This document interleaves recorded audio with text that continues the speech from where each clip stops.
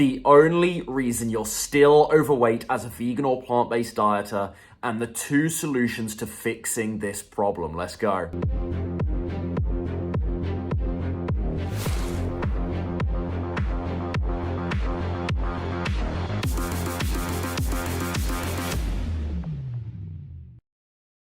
You're not consistently in a calorie deficit. I know you've heard this all before. It's nothing profound. It's not rocket science.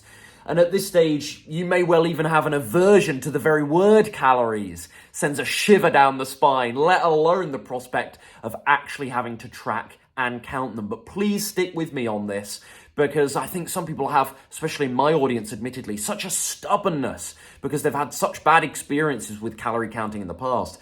But they have developed such a stubbornness that they are incapable of doing the one simple thing that will allow them to finally break through with weight loss. Now, there are 2 main reasons as to why you're not in a calorie deficit if you're not in one right now. Number 1, you don't actually realize that you're not. So it's a lack of awareness. Maybe you didn't have the education on this. Maybe you hadn't heard about calories like the people I referenced in this video. Maybe you didn't. Or maybe you do know the importance of calories and you have looked into them in the past, and you have even perhaps had some experience tracking calories in the past. But you were assuming that just eating plants, I see this commonly, just eating plants was going to be enough to take care of that calorie deficit for you. And it can be, and I do argue that it's easier to lose weight on this diet without having to be all that calorie conscious, as I like to say. However, it's not a guarantee. It's not that straightforward. So the first problem is awareness. The second reason why you might not consistently be in a calorie deficit is because you do have the awareness, so you do have the first point taken care of, the first box checked, but you actually just find it hard. Maybe most of the day you are doing things to put you on track for a sensible calorie deficit, but then there's emotional eating, there's snacking at night, there's grazing between meals, so on and so forth. Maybe you have one good day, one bad one good week, one bad one, and you're stuck in that sort of yo-yo cycle that typifies many people's weight loss stories. I certainly resonate with that. So number 1, you don't know that you're not in a calorie deficit, and number 2, you find it hard. You do know, but you find it hard to actually stay in one. So from that, I suppose the 2 biggest secrets, quote unquote, if you will, to losing weight are as follows. Number 1, awareness. So you really need to realize where your calorie intake is roughly speaking at, what you need to then lose weight. How do you do this? Well, you use calorie calculators online, to work out BMR, so make a note of this, which stands for basal metabolic rate. Work out what your calorie intake ought to look like for maintenance, and then start with a 200 to 250 calorie deficit. Now, immediately, there are people that are like, I heard 500 calories, or another coach told me to do more than that. I have my approach for a reason. If you don't prescribe to it, that's perfectly fine. You can go and try other people's advice. But I don't immediately, I work with 80% women as well, remember, folks. And if I take 500 calories off one of my female clients' diet, that's a lot gone, right? That's a really quite aggressive deficit. I think it's too much. And so I like the ballpark of 250 to 300 clients. I even start my male clients there, just for the record. But particularly, this is important for females. And I think that's a really great place to start, a sensible place to start. And then you can go from there. Now, when I talk about bringing awareness and bringing awareness around calories and becoming calorie conscious, people immediately equate that, and they will have heard the start of the video, and immediately equate that to, oh, Ryan's telling me I need to track my calories every day. Now, if you've been following me for some time, you know that's actually not my position. But for the newer folks, let me be very clear. That is not my position. I do not count my calories myself. I've not counted calories consistently. I've done it as an experiment every now and again just to see where I am over the last few years.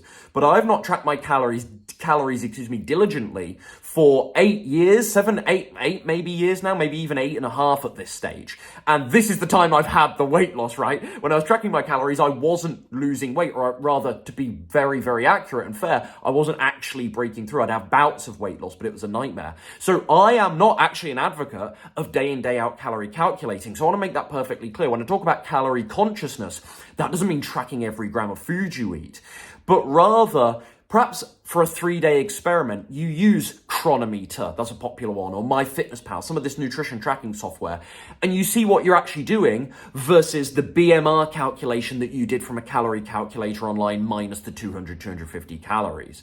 Now, of course, my clients are really lucky, as many of you know, because they get a done-for-you plan. So there's zero guesswork. They don't have to track calories themselves. They just follow the instructions, knowing that they'll be in a suitable calorie deficit for them. and that takes care of it for you. But if you don't have that luxury, if you aren't working with me, you need to do this stuff yourself, and you will need to track temporarily, I suggest, to just see that you're actually in a deficit. So number one secret to losing weight is developing awareness around where your calorie intake actually is to ensure that you're in a sensible deficit for you. Make sense? Now, the second secret then to losing weight, going back to the previous points, is which was, you find it hard, perhaps. You know you're in a calorie deficit, but you find it hard. Well, you need to make this as easy as possible. Secret number two, make it as easy as possible to actually stay in a calorie deficit. Now, how do you do this? Number one, you want a volume eating approach, or rather a volume eating based approach, because there are some downsides, as I've talked about extensively on Instagram recently about with volume eating. But you want to, generally speaking, follow a volume centered approach, volumetrics, which is the basic idea there. Again, Google all this stuff. I'm not here to tell you every single nook and cranny of this, otherwise we'd be here all day long, wouldn't we?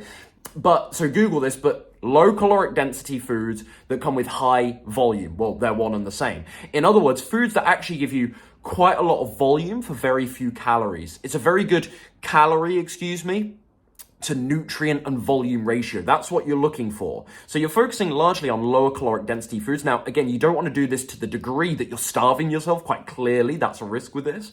But generally speaking, focusing on lower caloric density foods, such as fruits, fresh fruits especially, veggies, potatoes, whole grains, beans and lentils. Big shock, it's the foods that I'm always talking about, right? And that's for a reason. So make sure you're focusing on lower caloric density foods, and it makes it much easier to be in a calorie deficit versus eating Ben & Jerry's or Pop-Tarts. I'm thinking back to all the stuff I was trying to fit into my diet, and Domino's pizza. And lots of animal products as well make it harder to be in a calorie deficit, I would argue. Second thing, and this is it's still very much connected to the first point about volumetrics, and make sure you've got a high fiber diet, because indirectly fiber means that a food being high, both directly and indirectly actually, a food being high in fiber, there's a very good chance that it's also low in calories. There are exceptions to this, like nuts and seeds, but so it's, again, not a guarantee that every high fiber food on the planet is necessarily going to be weight loss friendly to consume in large quantities, but as a general rule, that does hold up. Second thing is to make it easy as possible to be in a calorie deficit is you need a plan. So many people waking up in the morning and thinking, what have I got to do today to lose weight? That is far too vague. It's far too winging it. You need more structure than that. And that's what I do for my clients. I come in and I give them a whole bunch of structure to follow. And structures, I know it's a bit of a jargony sounding word, bit of a buzzword at this stage, and I like to use it. My clients are probably sick of hearing me say the word structure. But what it does is it gives you rules that define your behavior. It gives you a framework to conduct yourself. And that's what people are missing. Otherwise, they're just waking up, winging it, and they may be having a good breakfast, but lunch goes off track, or maybe a good breakfast and lunch, and then 3 or 4 p.m. rolls around and the munchies start, so on and so forth. When you've actually got a plan, it's not a guarantee that you actually follow the plan, of course. It needs to be a good plan, and you need good adherence, you need good willpower and discipline, and then later on habits to actually stick to that plan. However, a plan in and of itself gives you an accountability that not having a plan doesn't.